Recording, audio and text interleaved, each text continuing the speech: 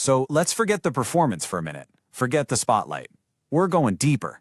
We're looking at the engines, the parts of you that run when no one else is watching. Everyone feels your warmth, right? They all see the light you create. But what's actually fueling that fire? What really drives you when the stage is empty? That's what we're here to understand.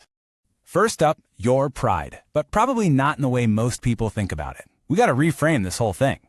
See, people get this wrong all the time. They mistake it for vanity, for ego, but it's not. Your pride, it's your spine. It is the very structure that allows you to stand upright in this world. And this is what that looks like in real life. It's a fundamental refusal.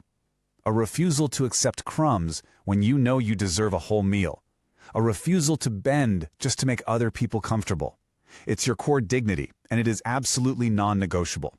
Now, the price for this can be high.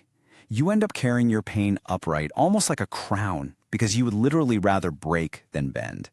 And that single fact about you, well, it's both magnificent and kind of stupid. But in the end, yeah, it's undeniably magnificent. Okay, let's move on to the next engine, romance. For you, this isn't some artistic luxury or a nice idea. It's essential. It's biological. This isn't poetry. It's not a metaphor. Your need for love is your physiology. You actually define yourself by what you attract. If you attract love, the sun is out. If you don't, well, it's not just loneliness, it's a deep-seated crisis of identity. You just don't know how to love carefully. The whole concept, it just doesn't compute.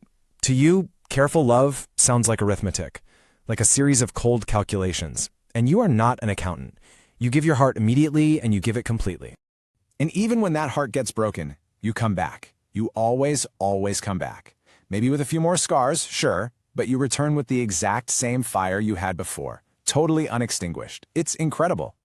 Now, for the third engine, fire. This is that absolute non-negotiable need you have to create something out of nothing. And let's be really clear here. This is not a choice. This isn't a hobby you pick up on the weekend. For you, the act of creation is an act of survival. If you don't create, a fundamental part of you actually starts to die. And this is your process, laid bare. It's beautifully simple, really. You see a void, you feel that something must be made to fill it. That something comes directly from you. And because it comes from you, it can only look like you. Originality isn't your goal, it's just a condition of your being. Because think about it. Fire doesn't imitate. It can't. It just burns. And in burning, it leaves behind an ash, a creation, a signature that no one else in the entire world could ever produce. And now for the final engine. This is the central paradox of your nature. This is the burning stone. On one hand, you're a fixed sign. You're unyielding, immovable. You're the kind of person who would push against the same wall for 30 years just because you decided you weren't finished with it yet. And yet, at the very same time, you are ablaze as flame, a passionate, radiating energy that's always in motion, always giving off warmth and light. It's a contradiction that on paper shouldn't even be possible. Stone and flame, fixed and burning. And yet, there you are. You're this walking, breathing paradox made real. With you, there's no such thing as a half effort. No compromise. No meeting in the middle. You are either all in or you are all out. There is no middle ground. There never was.